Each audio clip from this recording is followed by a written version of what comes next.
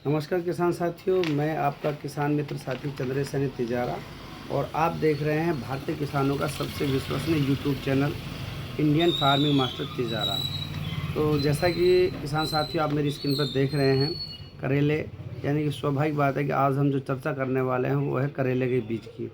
आज हम जो वीडियो बना रहे हैं तो दिनांक तारीख हुई है 6 जुलाई 2025।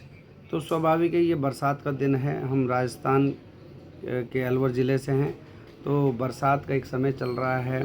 तो मैं जो किसान साथियों को जो चर्चा करने वाला हूँ वो ये ख़ास बात ये है कि बरसात के दिनों में भी करेले का बीज आप लगा सकते हैं। बहुत सारे किसान भाइयों का एक सवाल होता है कि क्या बरसात के दिनों में भी करेले हो सकते हैं, क्योंकि अधिकतर हमारे यहाँ पे जो करेले की बुझाई होती है वो होती है दिसंबर जनवरी, यानी कि जो मार्च अप्रैल के अंदर जो करेला चलता है गर्मियों का, उसके लिए बिजाई होती है। तो मैं किसान साथियों को बताना चाह रहा हूँ कि आप आजकल बरसात के समय भी करेले का बीज लगा सकते हैं।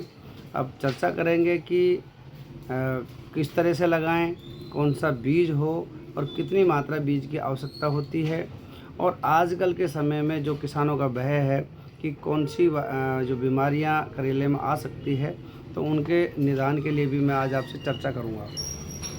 तो किसान साथियों सबसे पहले चुनाव करेंगे मिट्टी का। देखिए, मिट्टी का चुनाव करने में सबसे पहले ज़रूरी है आप रेतीली या भूड़ेली जो ज़मीन होती है, जो बिल्कुल अपन हल्की ज़मीन कहते हैं, तो वो ज़मीन का चुनाव ना करें। जो दोमट मिट्टी होती है उसका चुनाव करें।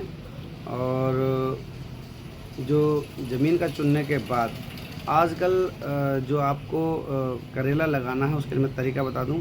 सबसे बेहतर तरीका है मल्चिंग बेड बनाइए बहुत, और इसके बाद आप जो बीज है वो सिंगल बीज आप उसके अंदर लगा दीजिए। स्टार्टिंग में क्या है कि कुछ आपको आजकल क्या बरसात का समय होता है तो कीट पतंगों का जो प्रकोप उगते ही समय आ जाता है, तो हल्का इंसेक्टिसाइड अगर आप उसमें डालिए और फंजीसाइड रेगुलर उसके अंदर डालते रहिए, किसी तरह की कोई ज़्यादा समस्या नहीं आएगी। किसान साथियों एक बात का ध्यान रहे, बहुत सारे किसान आजकल के समय, क्योंकि जो मार्च अप्रैल का समय होता है तो उसमें तो हम नीचे बिजाई कर और नीचे खेतों में, प्लेन खेतों में फूस वगैरह बिछाकर हम करेले की खेती करते हैं। आजकल की खेती आप ऑन रिस्क पे बोएं तो आप नीचे भी फैला सकते हैं, लेकिन नीचे फैलाने से क्या गलन सड़न वगैरह ज़्यादा लग जाती है और जो फ्रूट है वो ख़राब होने का भय ज़्यादा रहता है। इसलिए मेरा सुझाव सिर्फ ये होगा कि आप जो मल्चिंग बेड बना रहे हैं उन मल्चिंग बेडों के अंदर आप ऊपर से जाल नहीं बनाइए। होता क्या है हमारे यहाँ पर कि जो ऊपर जो लोग जाल लगाते हैं ऊपर से उसको कवर कर देते हैं, जिस तरह से लौकी का करते हैं, तो कवर ना करिए बिल्कुल पूरी तरह से।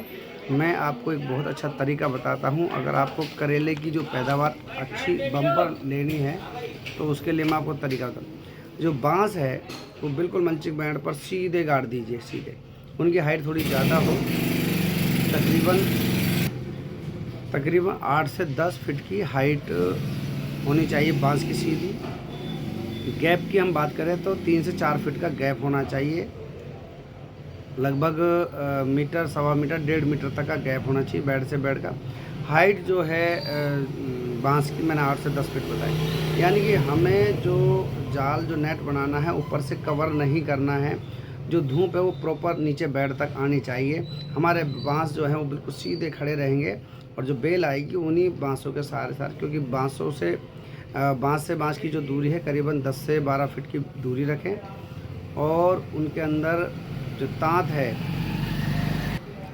जो प्लास्टिक का तार है, वो आप उसके अंदर इस तरह से जाल जो सीधा सीधा जो आपके बेड का जो सीधाई उसी हिसाब से उसके अंदर आपको तार पूरना है। और जैसे धीरे धीरे धीरे बेल ऊपर चढ़ती जाएगी उसके साथ साथ वो ऊपर तक चल जाएगी और उसी के अंदर फ्रूटिंग। देखिए किसान साथियों, आप और हम सब जानते हैं फूल को ज़िंदा रखने के लिए प्रकाश संश्लेषण की बहुत ज़रूरत है। धूप प्रॉपर आनी बहुत ज़रूरी है, और धूप प्रॉपर तभी आएगी जब हम ऊपर से उसको कवर नहीं करेंगे। तो किसान साथी ये जो मैं तरीका बता रहा हूँ आपको बहुत ही अच्छा तरीका बता रहा हूँ। करेले का बीज आप इस समय बरसात में बोइए, और करेले का जो सही समय मैं वो भी बता दूँ।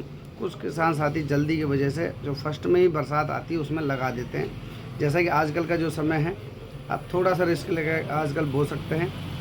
बेहतर समय इसका ये है कि 7वें महीने के लास्ट और 8वें महीने के फर्स्ट में, यानी कि जब हल्की मीठी ठंड पड़ने लग जाए, सवेरे ओस जमने लग जाए, तो उस वक्त, क्योंकि गर्मी जो अभी बरसात के बाद थोड़ा सा जो उमस बढ़ जाती है, उसे अगर आप निकाल के समय हल्की जब ठंड का समय आ जाता है तब बोएं तो बहुत ज़्यादा अच्छा रहेगा। अब मैं बात करूं सीधा, आपको वैरायटी कौन सी चुननी है, वैरायटी का चुनाव। देखिए मार्केट में यूँ तो बहुत सारी वैरायटी आपको करेले की आएंगी, लेकिन जो सेलेक्टेड वैरायटियाँ मैं आपको 3 वैरायटियाँ बता रहा हूँ। बहुत वैरायटियाँ, बहुत सारी कंपनियाँ अपना अपना बीज देती है। जो हमारा जो सीज़न का समय, यानी कि जिसे हम सर्दी का मौसम कहते हैं, जो फसल हमारी मार्च में तैयार होती है, उसमें तो लगभग हम कोई भी वैरायटी बो देते हैं, वो हो जाती है। आजकल क्या है, वायरस का प्रकोप आने का सबसे ज़्यादा जो डर है वो सबसे ज़्यादा बना रहता है। तो उसके लिए मैं आपको वैरायटी का चुनाव बता रहा हूँ। जो मेरे सामने ये जो वैरायटी दिख रही है आपको, मुकुट करेला, बहुत ही अच्छी इसकी जो शेप दिख रही है ना आपको, सेम इसी शेप में करेला आने वाला है। बहुत अच्छी पकड़ वाला और बहुत ही अच्छा, ये ग्रीन ग्रो कंपनी का मुकुट करेला है। निश्चित तौर पर आप इसे लगाएं, बहुत ही अच्छा करेला है। दूसरी वैरायटी की बात करें, नंदिता करेला, जो कि वीएनआर कंपनी का आता है।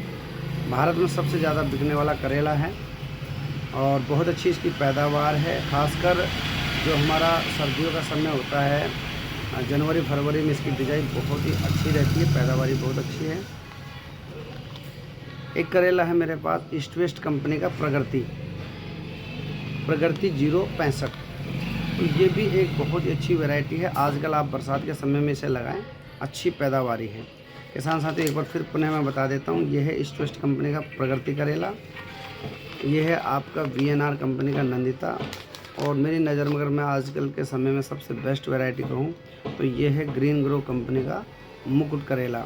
बहुत अच्छी इसकी पैदावार है। इसकी पैदावार इस समय बरसात में बहुत अच्छी है, और जो हमारा सीज़न होता है, यानी कि दिसंबर जनवरी का जो सीज़न बिजाई का होता है, उस समय भी इसकी बहुत ही बेहतर पैदावार होती है। जैसी सेफ है इसी तरह से।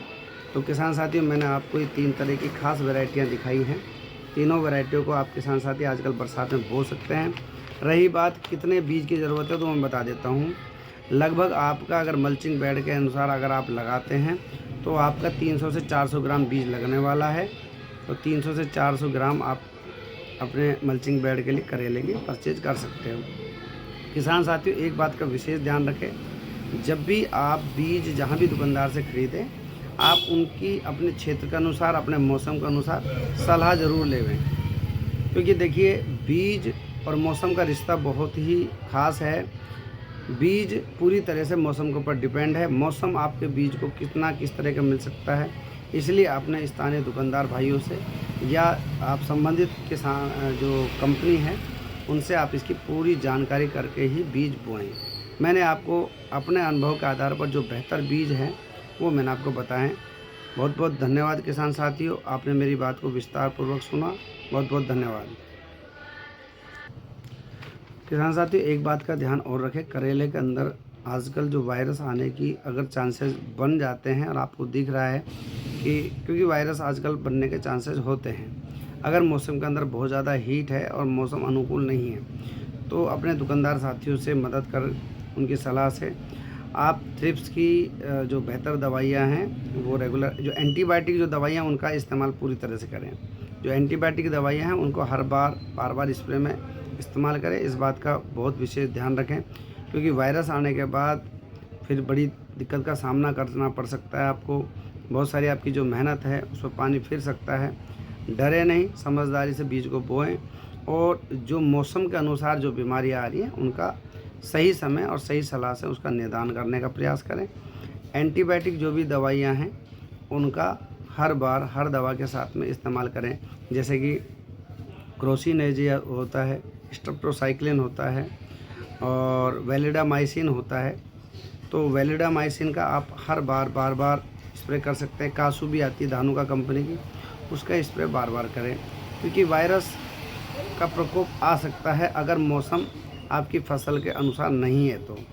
तो किसान साथियों, मैंने आज अपनी समझ से, अपने विचार से, जो मेरे पास अनुभव था उससे मैंने आपको किस तरह से करेले की खेती करें। आजकल जो हमारा बरसात का महीना होता है, यानी कि जुलाई, अगस्त और सितंबर, इसके अंदर ये बहुत ही बेहतर आप बिजाई कर सकते हैं। जो मेरा अनुभव था उसके आधार पर मैंने आपको कितना बीज चाहिए, किस तरह से इसकी आप सुरक्षा कर सकते हैं करेले की, और मैं निश्चित तौर पे कह रहा हूँ कि पैदावार अच्छी होगी और करेले का भाव निश्चित तौर पर बहुत अच्छे मिलने वाले हैं। तो आप सभी किसान साथियों ने मेरी बात को बहुत ही ध्यानपूर्वक सुना, इसके लिए आपका पुनः बहुत बहुत धन्यवाद। और जो भी साथी चैनल से पहली बार जुड़े हैं, चैनल को सब्सक्राइब, लाइक और शेयर कर दें वीडियो को, ताकि मैं आपके लिए अच्छी से अच्छी वीडियो और लाता रहूं। मैंने हमेशा किसान भाइयों को बिल्कुल सीधी और सरल भाषा में जितना मेरे पास अनुभव है उसमें बताने का प्रयास करता हूं। मैं किसी भी तरह से बिना अनुभव के आधार पर कोई बातें किसानों को नहीं बताता हूं, क्योंकि गलत जो बातें होती है बिना जानकारी के, वो निश्चित तौर पर किसानों को समझ में आ जाती है कि ये व्यक्ति आपको किस तरह की सलाह दे रहा है। तो पुनः आप सभी का बहुत बहुत धन्यवाद। जय हिंद, जय भारत।